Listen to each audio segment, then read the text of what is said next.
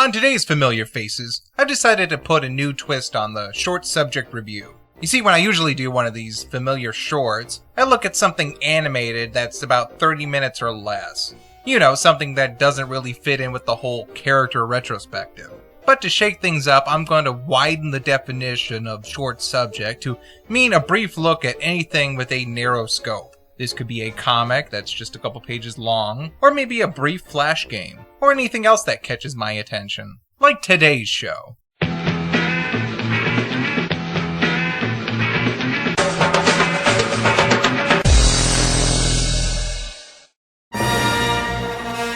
I don't need to tell you about Star Wars, so I won't.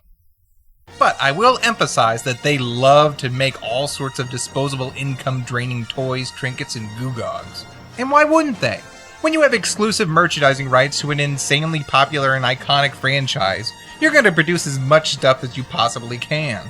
And some of it is good, and has given a lot of people joyful memories. Prepackaged Star Wars characters still in their display box? It's Luke, and Obi-Wan, and my favorite Chewie. They're all here! And some of it has been less than inspired. I'm solo, I'm Han Solo, I'm Han Solo, I'm Han Solo, solo. You took a robot chicken skit and turned it into a game. But nothing. Nothing in the ever-expanding universe of Star Wars merch can compare to the inexplicable existence of the Ladies of Star Wars playing card deck.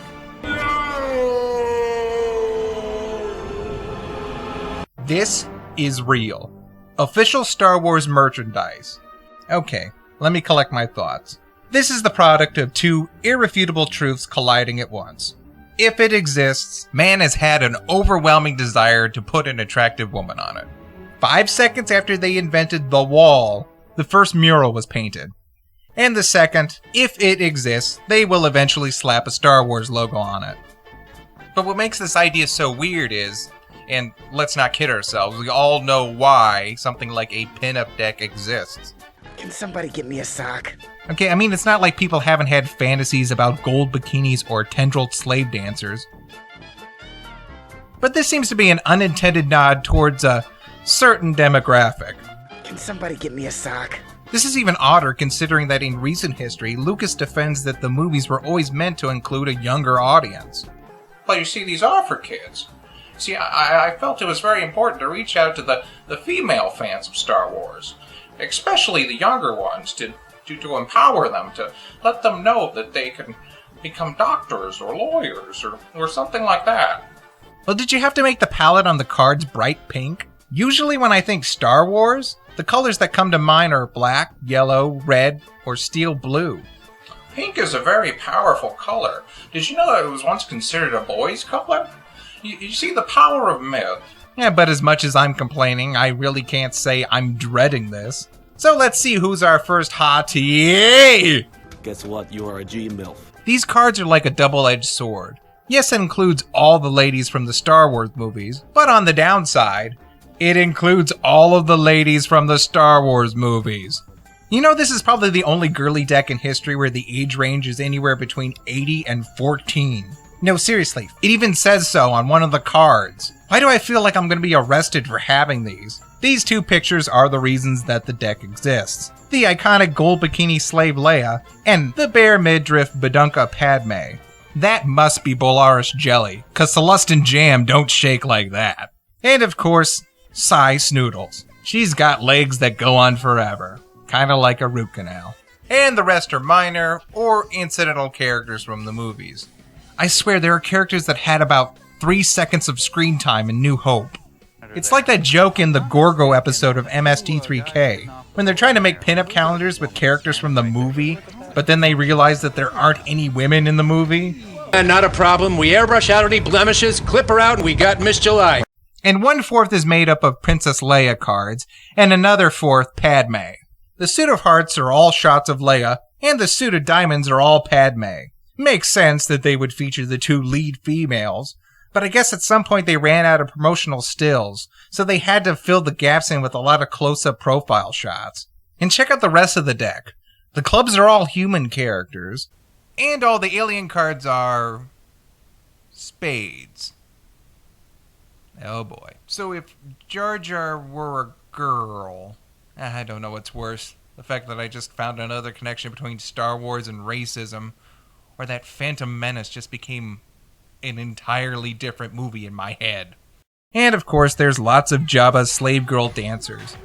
You know, for younglings. I mean, kids. Wow, the hot body, the outlandish revealing outfit, the vacant middle distance stare directed away from the viewer. It's just like interacting with an actual booth babe at Comic-Con.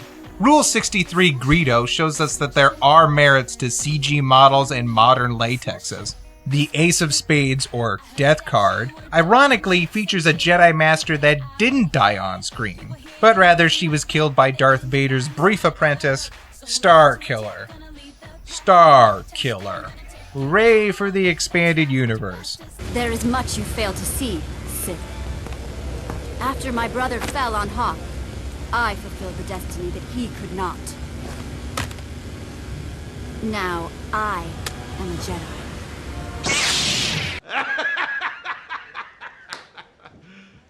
You serious? I may be a moisture farmer now, but one day I'm gonna get off this rock, and then I'll have a long, happy life exploring all the riches this universe has to offer. We're out of blue milk again. No, but seriously, doesn't she look like a modern-day Mark Hamill? That's some good relative casting. And what the heck is this? Now, ladies, it's imperative to the story that I've always wanted to tell that you touch butts. Touch butts.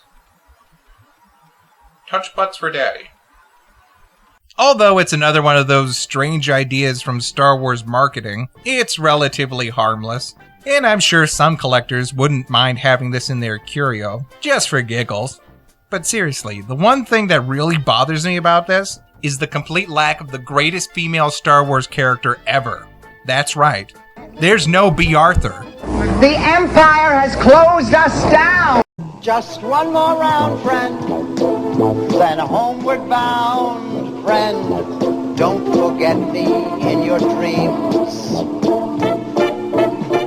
Just one more song, friend, and then so long, friend. The nights get shorter, it seems. Just one more rhyme, friend. Yes, it's a crime, friend. But you know time, friend. Time can fly. So it's good night, friend. Good night, but not goodbye. Now, ladies, I think it will really help tap into modern mythology if we try a shot with you touching boobs.